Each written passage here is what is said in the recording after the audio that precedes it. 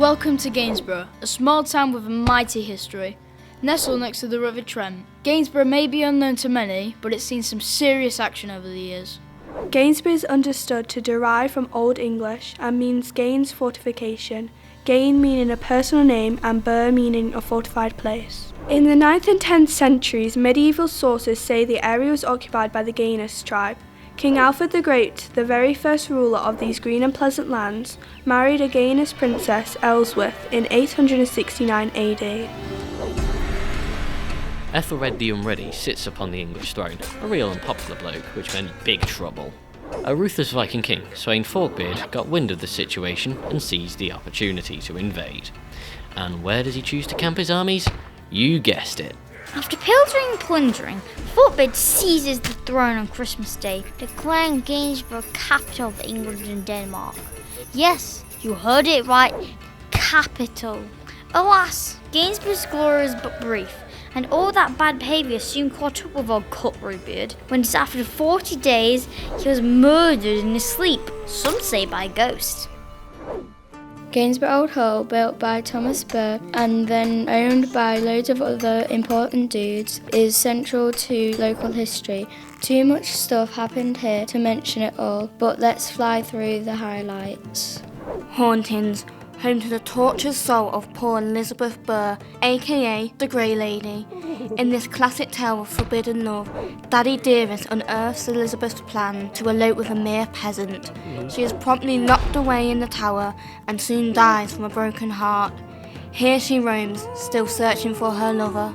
Royalty, Richard III, famous hunchback chronicled by Shakespeare, and Henry VIII, nasty bloke who treated women badly, both stayed here.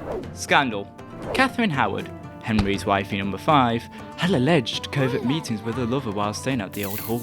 The king loses his head and promptly takes hers too. Rebellion. The separatist movement thrives in Gainsborough. Leading figure John Smith preaches in secret at Old Hall. Many of his congregation go on to become founding members of the Pilgrim Fathers, who sailed to America on the Mayflower. Pretty big deal, apparently. The Battle of Gainsborough delivered an important victory for Oliver Cromwell during the Civil War. This brief but bloody skirmish took place just south of the town on Foxby Hill. We must take a moment to ponder the importance of the turbulent Trent. Once host to a bustling port which welcomed many merchants with no less than 22 pubs. Navigating this winding waterway was not for the faint-hearted, with some bends even earning their own names, such as the merciless Morton Bight. Crossing the river was no joke either. It's reported that in 1760, an overcrowded ferry capsized, drowning everyone aboard, with the exception of one lady who was tethered to a prized pig.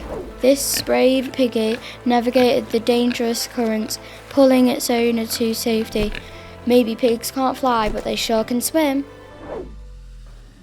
Gainsborough's thriving industry provided significant support to the Second World War efforts. The Rose Factory created the Type R turret, mounted to the tail of the Avro Lancaster, the aircraft responsible for the Dam Buster raids. And Marshalls were manufacturers of the X-Craft midget submarines. So stealthy, they'd make James Bond jealous. Forget England winning the World Cup. This was the season that saw Gainsborough Trinity, the club that went 145 years without being relegated, win the Midland League. Along with the rest of the country, Gainsborough is gripped by the COVID-19 pandemic. Masks are donned, but people pull together and celebrate the efforts of those working on the front line. Only time will tell what's next for this monumental metropolis. Until then, we bid you Adieu.